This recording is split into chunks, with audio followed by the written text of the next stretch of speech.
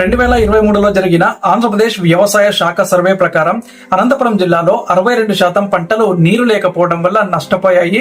కడప జిల్లాలో 1.3 లక్షల కుటుంబాలు వ్యవసాయ అప్పుల్లో ఉన్నాయి. నీటి లేమి కారణంగా ప్రతి ఏటా రైతులు రూపాయలు 7,000 కోట్ల మేర నష్టం ఎదుర్కొంటూ ఉన్నారు. ఈ లెక్కలు ప్రభుత్వం చెప్పినవే. రాయలసీమ అనే పేరు వినగానే ఎండబారిన పొలాలు, మట్టికి చేరని నీటి చుక్కలు, తీరని సాగునీటి ఆశలు మన కళ్ల ముందుకు వస్తాయి. 4 జిల్లాల కలయిక కర్నూలు, కడప, అనంతపురం, చిత్తూరు కలిసి ఈ ప్రాంతం ఒక రాష్ట్రంలోని రైతుకు కావలసిన ప్రాథమిక నీటి అవసరాలను కూడా నెరవేర్చలేని విషాదాన్ని ప్రతిబింబిస్తూ ఉంటుంది. ప్రతి ప్రభుత్వం కూడా హామీలు ఇచ్చినా కూడా రైతు చేతికి నీళ్లు చేరే దిశగా తీవ్రమైన మార్పులు ఇప్పటికీ కూడా కనబడటం లేదు.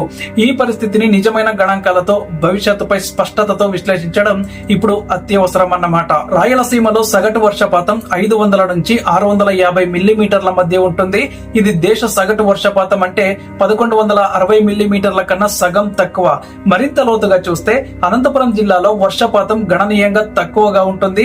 ఎంత అంటే కేవలం 522 మిల్లీమీటర్లు మాత్రమే. ఇక నీటి వనరుల పరంగా చూస్తే రాయలసీమ జిల్లాలో కింద ఉన్నత స్థాయిలో ఉండే శ్రీశైలం, సాగర్ ప్రాజెక్టులపై ఆధారపడాల్సి వస్తుంది. కానీ వీటి నుండి తగినంత నీరు రావడం లేదు. కృష్ణానది నుండి రాష్ట్రానికి లభించాల్సిన నీటి వాటాలో రాయలసీమకు కేవలం 16.5 టీఎంసీలు మాత్రమే కేటాయించబడ్డాయి. రాష్ట్ర వ్యాప్తంగా సాగునీటి కోసం వినియోగించే నీటిలో ఇది కేవలం 12% మాత్రమే. ఈ నీటిని ప్రాజెక్టుల ద్వారా అందించాలంటే ప్రణాళికాబద్ధంగా నిర్మాణాలు, పంపింగ్ వ్యవస్థలు, బ్యాక్ వాటర్ లిఫ్టింగ్ ప్రాజెక్టులు సమర్థవంతంగా పనిచేయాలి. కానీ 2024లో కూడా అది కలగానే మిగిలింది. Handrineeva Sujala Sravanthi, Galeru Nagari, Velugodu pump house, Vayalapadu pump scheme, Tungabhadra high level కాల్వ ఇవన్నీ పేరుకు ప్రాజెక్టులే కానీ అమలు ప్రక్రియలో తటస్థంగా నిలిచిపోయాయి. ఉదాహరణకు హంద్రీనీవా ప్రాజెక్టు 2005లో ప్రారంభమై 2024 నాటికి 72% మాత్రమే పూర్తి అయింది.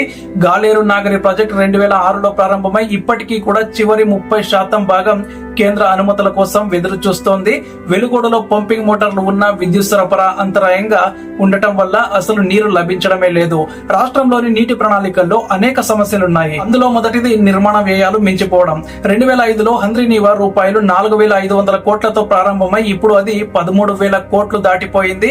అదే గాలేరు నాగరి ప్రారంభ వ్యయం రూపాయలు 2,800 కోట్లు కాగా ప్రస్తుతం అది 8,000 కోట్లు దాటింది. ఇక రెండో సమస్య ప్రాజెక్టులు పూర్తవక ముందే ఎన్నికలు రావడం, ప్రభుత్వం మార్పులు రావడం వల్ల ప్రాజెక్టు ప్రాధాన్యత మారిపోవడం. ఇక మూడవ సమస్య కృష్ణానదిపై తెలంగాణ, ఆంధ్ర మధ్య కొనసాగుతున్న నీటి వివాదం వల్ల ఎగువ నుండి విడుదల కాకపోవడం నీరు. ఇక రైతుల పరిస్థితి మాట్లాడితే అన్నం పెట్టే రైతే అన్నం కోసం వెళ్లిపోతూ ఉన్నాడు.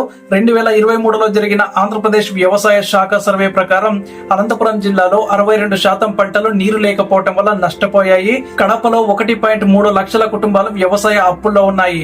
నీటి లేమి కారణంగా ప్రతి ఏటా రైతులు రూపాయలు 7,000 కోట్ల మేర నష్టం ఎదుర్కొంటూ ఉన్నారు. ఈ లెక్కలు ప్రభుత్వం చెప్పినవే. వాటితో పాటు ప్రతి ఏడాది కొత్తగా బోర్ వేసే రైతుల సంఖ్య 85,000కి పైగా ఉండటం, అందులో 30% వరకు బోర్లు డెడ్ బోర్లుగా మారడం కూడా మరో శోచనీయ ఉదాహరణ. ఈ పరిస్థితుల్లో రైతులు ఏ ఆశతో పంట వేయాలనుకుంటారు? వాస్తవంగా చూస్తే నదుల అనుసంధానమే ఈ సమస్యకు పరిష్కారం. గోదావరి జలాలను శ్రీరామ్ సాగర్, శ్రీశైలం, హంద్రీనీవా మార్గంలో అనుసంధానిస్తే రాయలసీమ పంటలకు కావలసిన కనీస నీటి అవసరాలు తీరే అవకాశం ఉంది.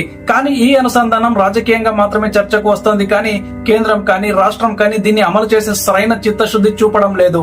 2023లో కేంద్ర జలాశయ శాఖ సమీక్ష సమావేశంలో ఈ అనుసంధానంపై ప్రతిపాదన వచ్చినా కూడా ఫైనాన్స్ క్లియరెన్స్ ఇప్పటికీ రావడం లేదు. ఇదే సమయంలో కేంద్ర ప్రభుత్వం జల జీవన్ మిషన్ కింద ఇచ్చిన గ్యారంటీ ఫండ్స్ కూడా ఉపయోగించుకోకపోవడం వల్ల అభివృద్ధి మరింత వాయిదా పడుతోంది. 2022-23 ఆర్థిక సంవత్సరానికి జలాశయ శాఖ రూపాయలు 2,134 కోట్లు రాయలసీమ నీటి ప్రాజెక్టులకు ఆమోదించిన అందులో కేవలం 413 కోట్లు మాత్రమే విడుదలయ్యాయి. కారణం రాష్ట్ర ప్రభుత్వం ప్రాజెక్టు డిపిఆర్ ఫైనల్ చేయకపోవడం. ఇది ఒక్క ప్రభుత్వం కాదు, గత 3 ప్రభుత్వాలు కూడా ఇదే విషయంలో విఫలమవుతూ వస్తున్నాయి. వైఎస్ రాజశేఖర రెడ్డి గారి హయాంలో నిమిషాల వేగంతో ప్రారంభమైన ప్రాజెక్టులు జగన్ హయాంలో శూన్య పురోగతిని చవిచూశాయి. చంద్రబాబు హయాంలో కాగితాలపై ప్రణాళికలు వేసినా ఆ ప్రణాళికలు సరిగ్గా అమలవ్వలేదు. ఎన్నికల సమయంలో హామీలు ఇవ్వడం తప్ప తర్వాత వాటిని నిలబెట్టే శ్రద్ధ కనిపించడం లేదు. రాయలసీమకు సాగునీరు రావాలంటే ఇక ముందు ప్రభుత్వం ఏ పని చేయాలి? మొదటిగా హంద్రీనీవా గాలేరు నాగరి ప్రాజెక్టులను మిగిలిన మొత్తం బడ్జెట్ తక్షణమే విడుదల చేయాలి.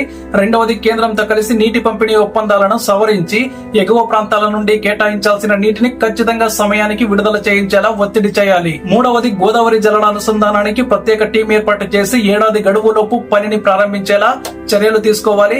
ఇక నాలుగవది రాయలసీమ రైతులకు సాగునీటి బీమా కల్పించాలి. ఎంత నీటి కొరతలోనైనా కనీస ఆదాయం ఉండేలా చర్యలు తీసుకోవాలి. ఐదవది వ్యవసాయానికి అవసరమైన విద్యుత్ సరఫరాను నిరంతరం ఉండేలా చేసేలా ప్రత్యేక ఫీడర్లు ఏర్పాటు చేయాలి. రాయలసీమ రైతు ఓదార్పు కోసం కాదు, నిజంగా సాగునీటి హక్కు కోసం పోరాడుతూ ఉన్నాడు. కేవలం రాజకీయ హామీలు కాదు, మట్టిలో ఒరిగే నీటిని కావాలని కోరుకుంటున్నాడు. ఇది ఎండబారిన నేల కోసం కాదు, జీవించేందుకు, బ్రతికేందుకు, పండించేందుకు కావలసిన ఒక జీవ జలాన్ని కోరుకునే రైతులది మన్నించలేని బాధ. ఈ బాధకు శాశ్వత పరిష్కారం రావాలంటే పాలకులు నిజంగా మన్నించదగిన నిర్ణయాలు తీసుకోవాలి. అప్పుడే రాయలసీమకు నిజమైన నీరు వస్తుంది. లేకపోతే భవిష్యత్తు తరం కూడా ఇదే ప్రశ్న వేస్తూ ఉంటుంది, మాకు నీరు ఎప్పుడు వస్తుంది మా నేలకు అని. మీకేమనిపిస్తుందో కామెంట్ చేయండి అండ్ మన ఛానల్ సబ్స్క్రైబ్ చేసుకోండి.